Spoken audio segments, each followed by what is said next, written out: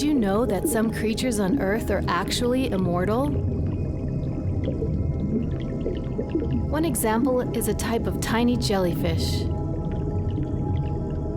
They're able to affect the development of their cells if they're sick or damaged or old. They basically shrink back into their polyp stage and respawn. Imagine if humans could learn how to regenerate our bodies to a younger age. Imagine respawning 1,000 years from now.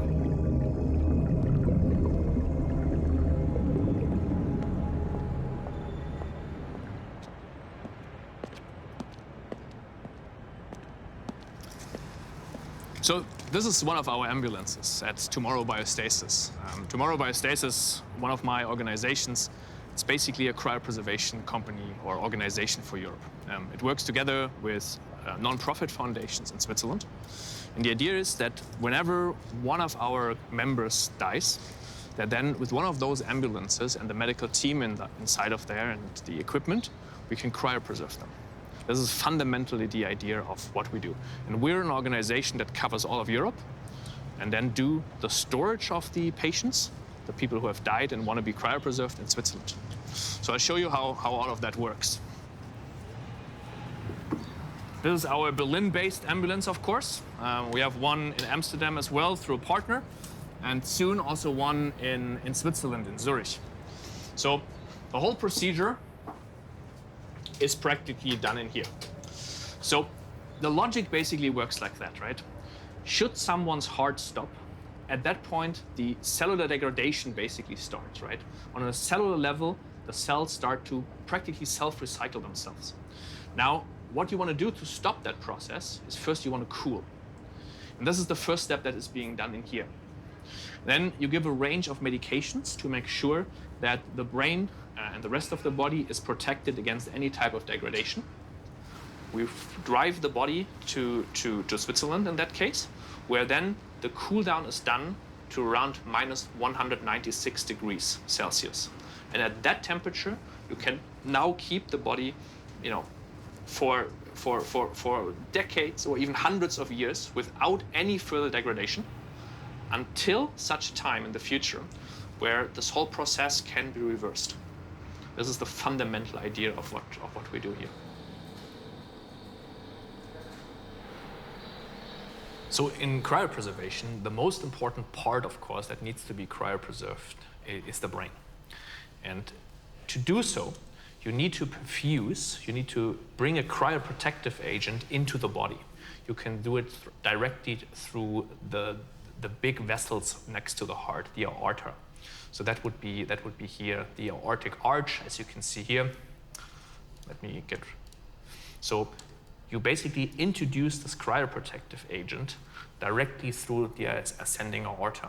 And then due to that kind of central access to all the other arteries of the body, the cryoprotective agent can reach all the small vessels, all the larger vessels, and this is fundamentally what we do to make sure that the quality of a cryopreservation is as high as anyhow possible.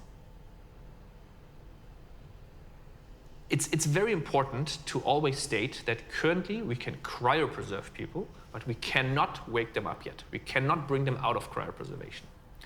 Let's say 50 years ago, this idea was much closer to science fiction than it is to science, right? In the US, this topic has been around for much longer than it has in Europe, right? So almost around 50 years, this has been a topic in the US. And even a topic for longer than that, but organizations have been around for 50 years.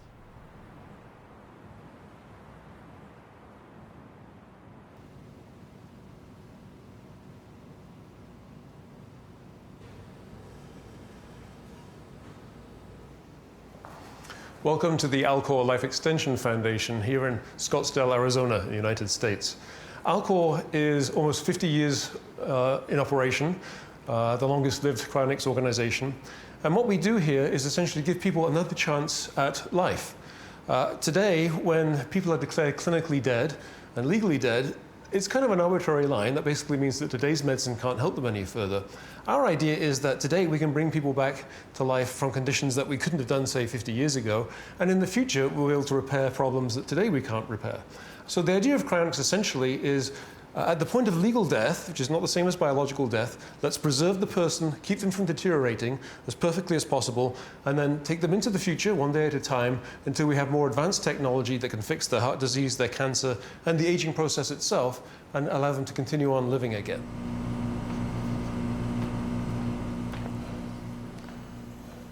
This is Alcor's operating room.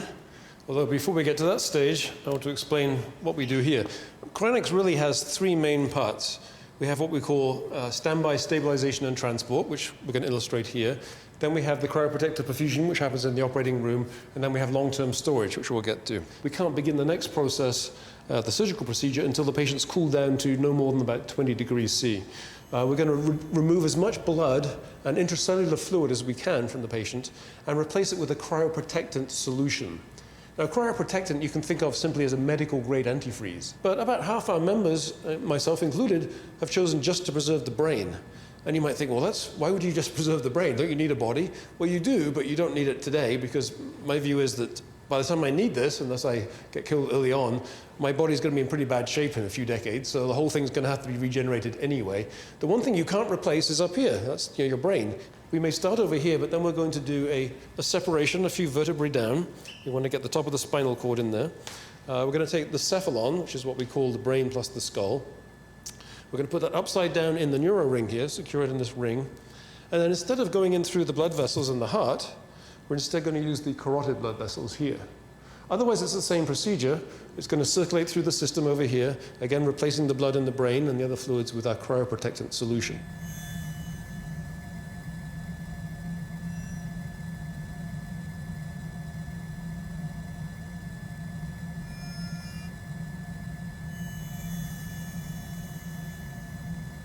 Here in Alcor's patient care bay, we have all 185 human patients and around 88 pets. Let's go take a look.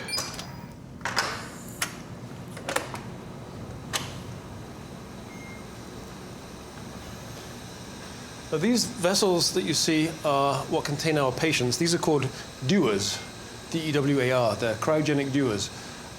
These are very much like thermos flasks. If you've ever used a thermos flask to keep your coffee hot or a drink cold, you know how these work. They have a vacuum layer on the inside. So here I can put my hand on it. It's just kind of chilly metal. But inside it's extremely cold. It's minus 320 Fahrenheit or minus 196 degrees Celsius. So very, very cold. This is a model of contain 4 whole body patients. So there's 1 patient in each of these pods. That's just for mechanical protection. So if there's any reason why they get banged around, they're protected. And we use these hooks to, we have a winch in the roof there. We just lift it up and put them down in here. So they'll be with 3 other people. So we have 4 whole body patients. Plus we can get actually in the center column several neuro patients, or we may have pets up in the top column. So 4 whole body patients and 5 neuro patients. Or we can convert one of these containers to actually store 10 neuro patients by putting in shelves here. So you could potentially get 45 neuro patients in one of these. So this is what we've used for a long time. But now we have a new model, which is this one, the Super Dewar. So now we can get about 11 whole body patients inside the same floor space. So, it's between a half and a third of the cost for liquid nitrogen, for rental space, and so on. So that's really helped to keep down on long-term costs. Especially if you're a whole body member, quite a bit of the money that you pay for that, out of the $200,000 minimum, we put $115,000 aside for long-term storage. So after we've done all the procedures, all the transport, the protection, the surgery, after all that, we have more than half of the money left, put in a special protected trust fund that can't be used for any other purpose, and that maintains people in these for as long as it takes. And as you mentioned, the person we have the longest was cryopreserved in 1967, and we still have him. So we haven't lost a patient yet.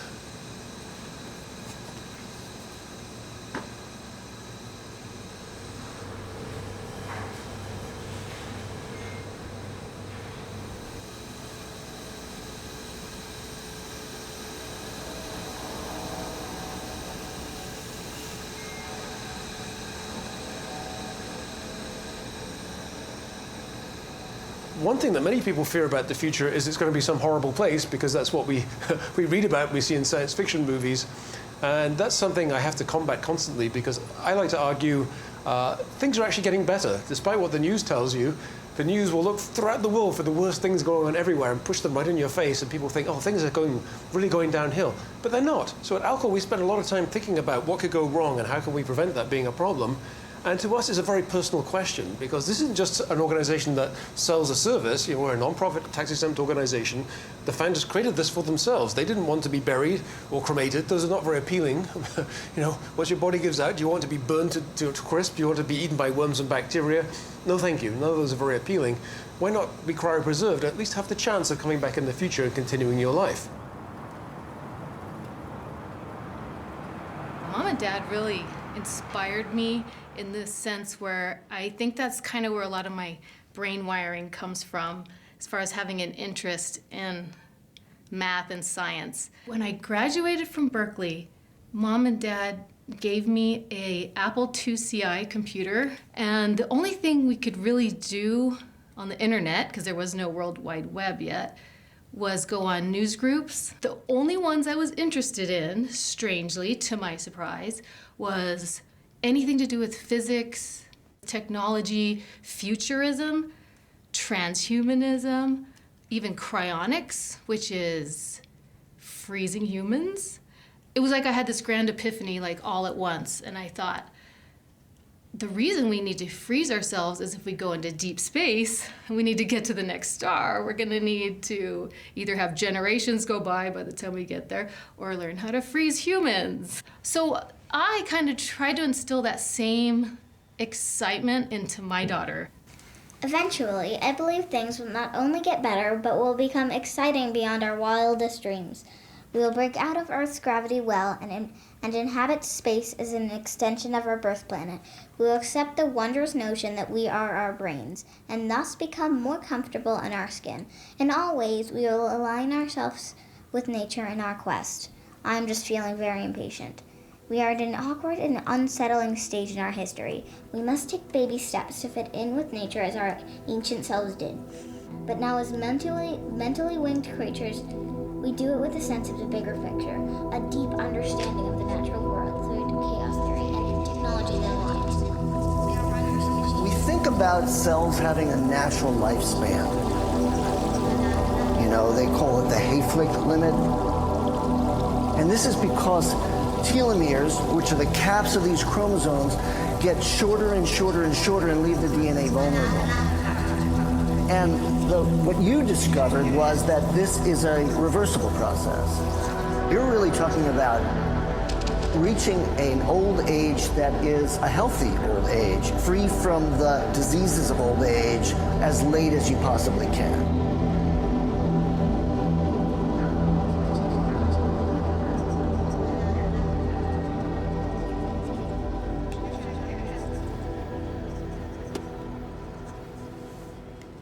I'm Judith Campisi, and I'm here at the Buck Institute in Northern California.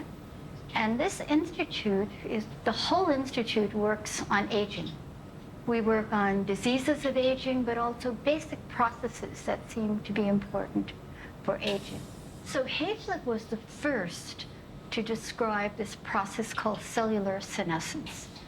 And he established that normal human cells do not divide indefinitely, and when they stop, they basically are irreversibly arrested from ever proliferating again. So he thought this might have something to do with aging. You know, if you cut yourself, you don't heal as fast. It's because the cells don't divide as quickly. When we make a mouse where we can get rid of these cells, and that mouse then has an average lifespan that is substantially longer, but still the maximum lifespan of that mouse is the same. The mouse still dies, and it dies pretty much on schedule. So what does it die of? It turns out it dies of the many, many things that mice die of normally, but it's all compressed. so that they don't spend the last 6 months of their lives being ill, but just a few weeks, and then they die.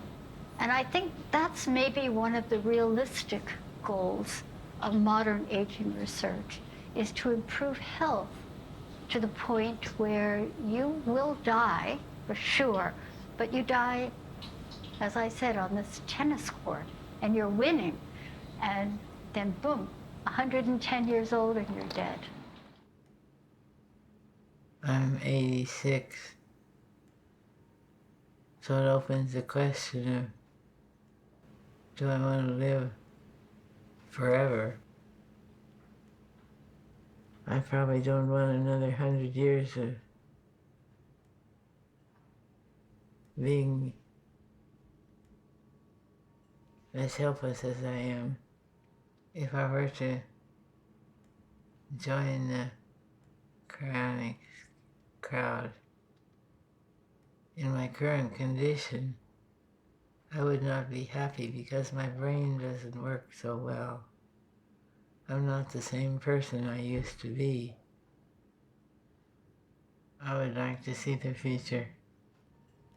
But curiosity would be the driver that would make me want to stay around forever.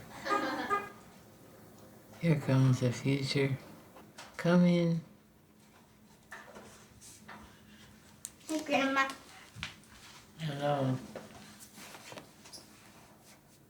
I love you. Love you.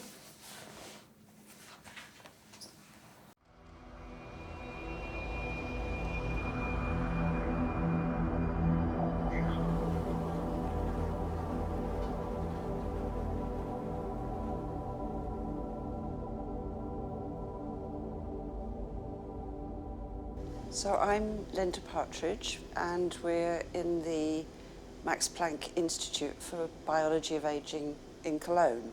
And we are interested in interventions, particularly nutrition, food, but also the molecular systems in the body that sense food and the way that they affect the aging process and aging-related diseases. We also do experimental work, and we're in one of the experimental laboratories at the moment, with flies, fruit flies, Drosophila, and with mice.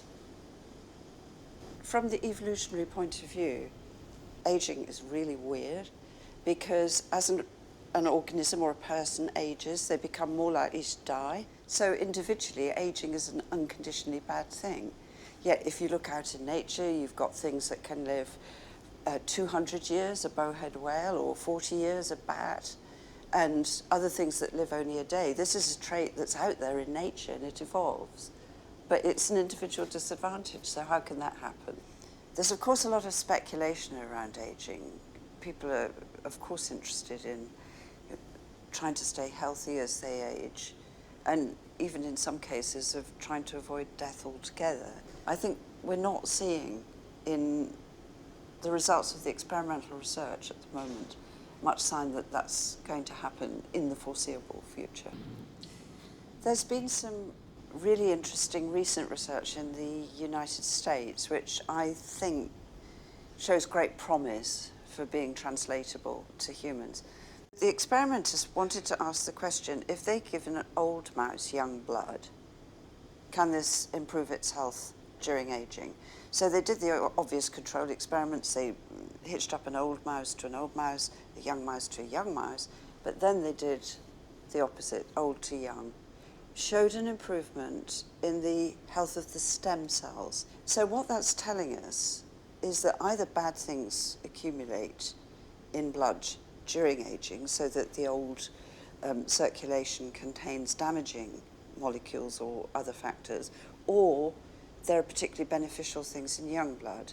But either way round, if they can be identified, because blood is such an accessible thing, it should be possible to remove damaging factors from old people or add rejuvenating young factors. So there's a lot of interest, of course, now in identifying the molecules and understanding how they're acting on different kinds of stem cells to improve their performance during aging.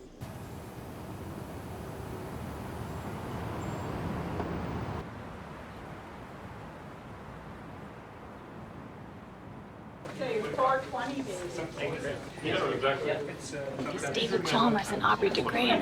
So here we have the doers. You can't see it because it's closed. But it's got bulletproof glass. In case there's any shenanigans. The super doer you see way in the back there, that's shaped differently than the others. Instead of holding 4 whole bodies, we can put up to 11 whole bodies in those doers. It takes approximately 6 months to make one of these things. I know it's strange that Alcor is located in the desert, but they did that for several reasons. One, Arizona is very geologically stable. We don't get earthquakes. We also don't get hurricanes or tornadoes. And another reason is we have 7 liquid nitrogen manufacturers in the valley. Liquid nitrogen is actually a very cheap product. It's 19 cents a liter. It's a byproduct of another process. So that allows us to, that's the reason we have them submerged in liquid nitrogen.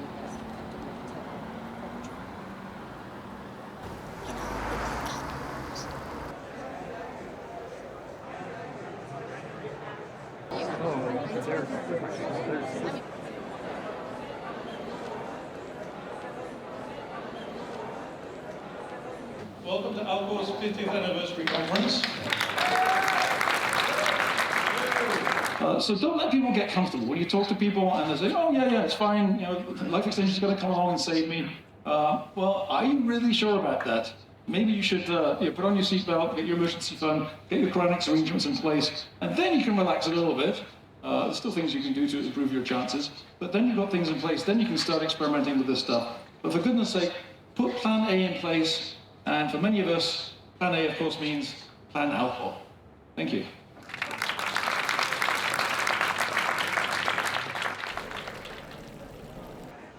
The very first speaker, he didn't want to be, he wasn't sure if he wanted to be cryogenically preserved because he was afraid that in the future he would be left behind. He would have a gap in his knowledge. So say 100 years or 500 years went by and then he didn't have that knowledge and he'd be revived without that knowledge.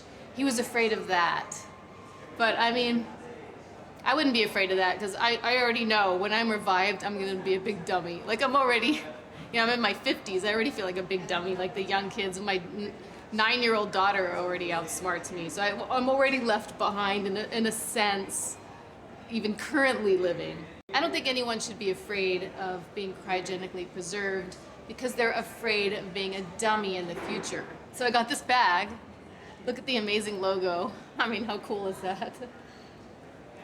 I don't know what's in here. There's some goodies, I guess. I hope there's a little toy brain that I can put on my shelf. No, brains don't come in this shape. Let's see.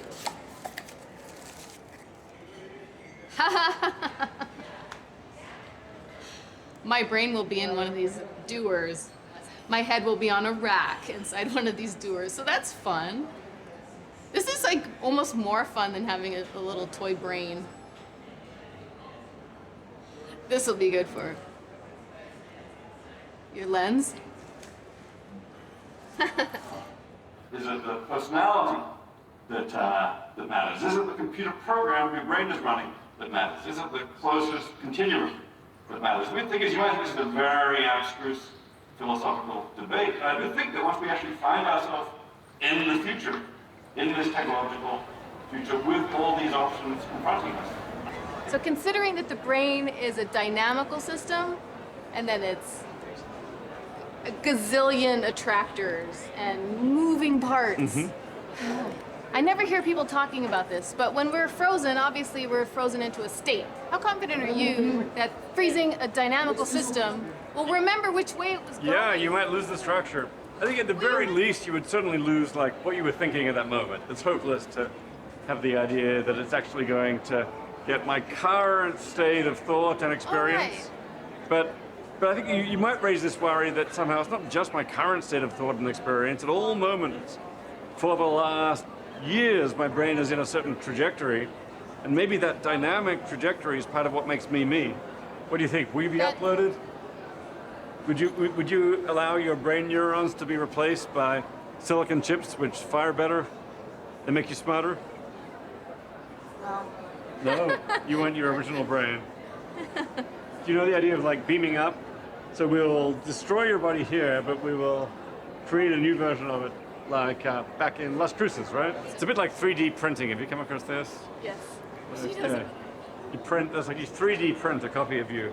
Yeah, so they on the other can side. 3D print a copy of you back in Las Cruces, and it would save you the 5.5-hour trip of boredom. Would you do it? Even if you know that might not really be you, it'll just be a new you that thinks they're you. Exactly. That's why I'm not doing it. I don't know You're if not I'd doing take it. the chance. You're worried that you might die. I don't I've want always been to a be. skeptic of that. I don't want to be reborn in the future and not be alive. It's just like some new like they're still the exact same person. Like everything is the same, except it's not me actually doing things, seeing things. It's someone else. So I'm still dead.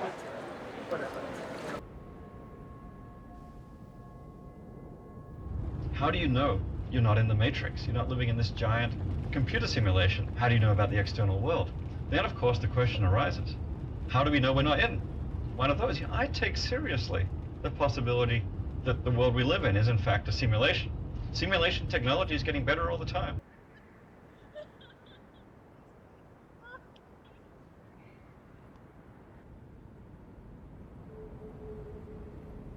Plants on Earth survive because they're used to 24-hour day-night cycle. 12 hours day, 12 hours night, that makes 24-hour.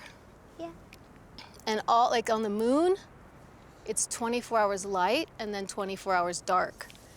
So our Earth plants wouldn't know what to do. They would die because of the light. You'd have to put artificial light. I thought you meant Mars was 24 hours day, 24 hours night. Oh, no. Okay. Mars is the same as Earth. It's just plus an extra 40 minutes. Oh, yeah, people should notice that. Yeah, it's a huge deal. Not mainly because we would get extra time to laze around in the morning, but mainly because the plants would grow. And because we'd be more used to it, you know. Yeah, we'd be more used to it. Because I'm pretty sure from how we've kind of descended, I'm pretty sure our brains are automatically kind of like know like how long to sleep. Not exactly, but like kind of when. And an estimate. Oh, it looks pretty. It does. Finally, the moon came out. Finally. That's really beautiful.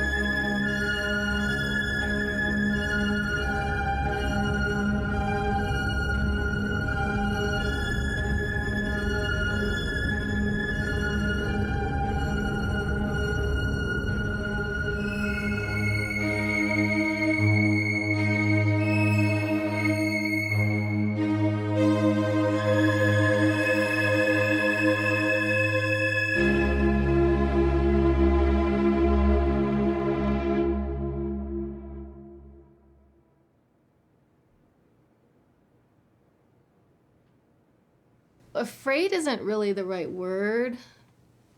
It's more, I just don't like the idea of dying. It's not that I'm afraid of dying. I mean, maybe I would, I don't know. I don't think of it as that, as afraid. I think of it as I just don't like the idea that things are gonna end. It's not that, I mean, I am motivated partly because I know that I'm gonna at least, most likely perish at some point. But in my mind, of course, I'm thinking of it as I'm being paused. As Max Moore puts it, I will be in need of help and I want to be preserved. So I go through life with that mindset.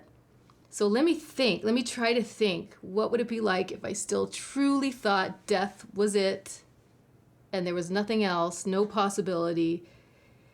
Yeah, that's depressing. I just find it depressing. And I feel like even if it's impossible somehow to be immortal, and first of all, immortal doesn't mean indestructible. You could still be squished. There may not be, you know, any good way to save you. Even jellyfish would get squished. They're not immortal anymore.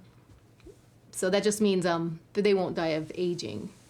I feel like even if it's impossible to ever make people immortal, that why not strive for that and strive for longer lifespans? And of course, there's this kind of mentality where if you can live as long as possible, then hopefully at some point before you perish, someone will find out some better way of living even longer. And so then Alcor becomes plan B. But I guess to me, I would just turn the question back around and say, why would someone be happier with the thought of dying than the thought of not dying? And I personally can't understand that. I don't know why anyone wouldn't want to just keep living. Because even when things get completely depressing, I've had PTSD twice. I've had really terrible times in my life. But eventually you get through it. And then there's just more to life and there's more possibilities. I can't imagine being just comfortable with the thought of dying and that's it. Can't imagine.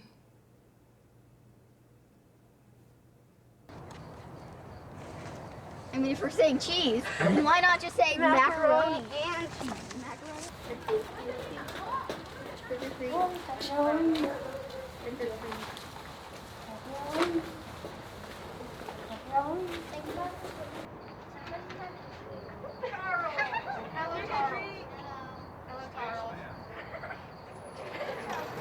Which is which? Which is a witch? It's a witch that's a witch, but also a store. Does your pumpkin have a name?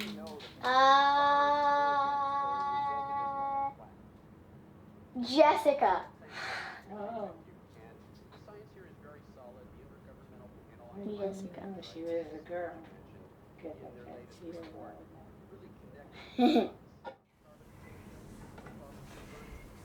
So I feel like in the future we're gonna think more like the type of aliens that are on task doing things. We're gonna look like them because if we're in zero gravity, we'll have less bone density. We would probably look like a completely different species. Because there's less gravity.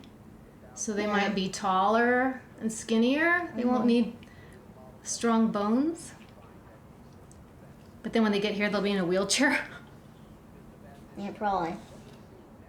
Yeah, that's like a different kind of evolution where it just happens all of a sudden. You go to Mars, the very next generation, the kids are like super tall, like string beans. Oh my goodness. I mean, technically, to other aliens, we kind of are aliens. Well, that's true.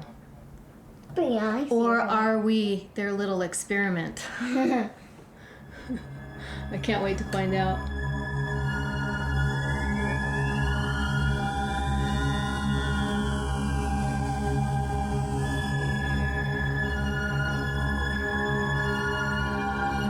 My name is Leonard Hayflick. I'm professor of anatomy at the University of California in San Francisco. It is a lovely day here in a redwood forest in Northern California. This is a forest of second growth redwood trees. The belief that they are many centuries or millennia old is actually a myth. If you argue that the trees have been standing in the same spot for that many years, that is correct.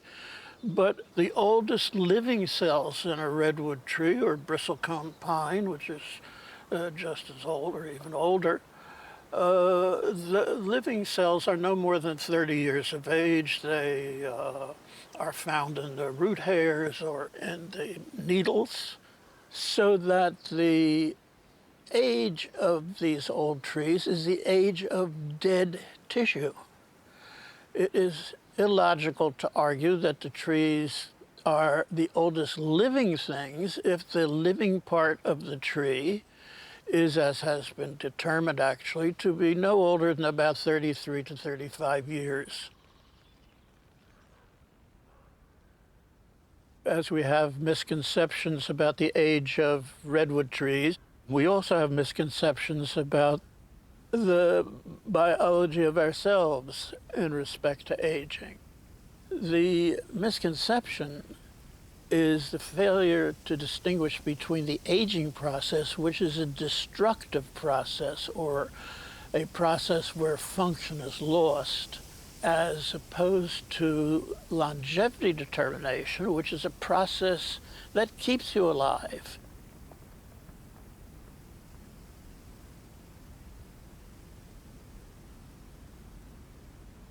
Those processes within your body that keep you alive today can be manipulated, but what cannot be manipulated is the underlying process of aging.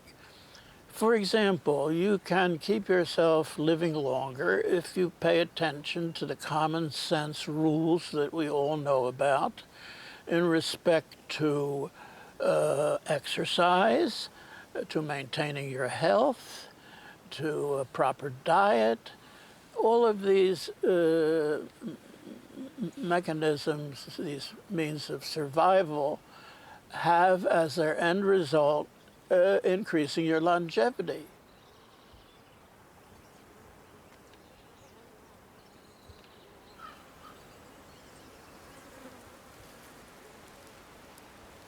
Underlying that system or phenomenon is the phenomenon of aging, which is a process that has its origins in molecules or atoms even.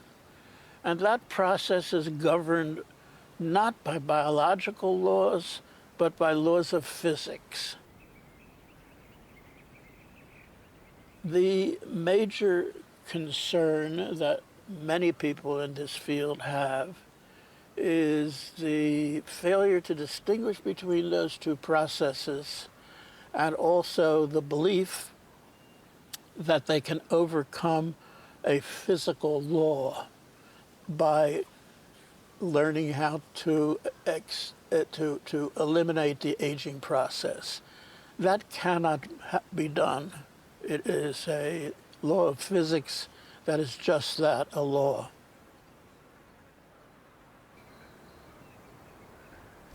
I don't know whether you're interested in funny stories, but if you are, I'll tell you one. That has to do with the way in which one can distinguish between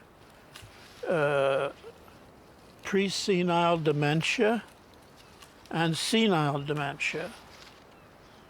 Presenile dementia is when a gentleman leaves the lavatory and forgets to zip himself up. Senile dementia is when the gentleman enters the lavatory and forgets to zip his zipper down.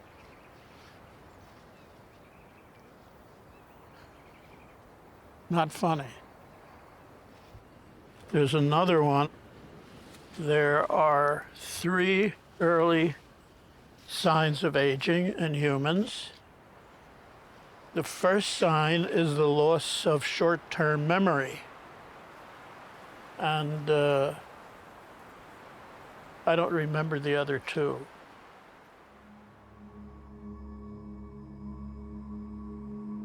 It may be up to Mother Nature when we die. But since we are a sentient and self-aware part of nature, I see no reason not to take an active part in influencing that decision. A person can only do so much given their limited lifespan. Imagine living 80 or more youthful, vigorous years before the effects of age crept up on you so that your youthful years were drastically extended. Imagine being able to do the things that you never had time for, and having another chance at the things you messed up the first couple times around. A longer lifespan would benefit society as a whole. We would be wiser as a species. I believe that on average, we grow wiser with age. When people live to a very ripe age, they have seen history repeat itself with the same results. They have had time to review their past and to gain a clearer understanding of what is really important in life. I wish I could zap forward in time and see what might become of us.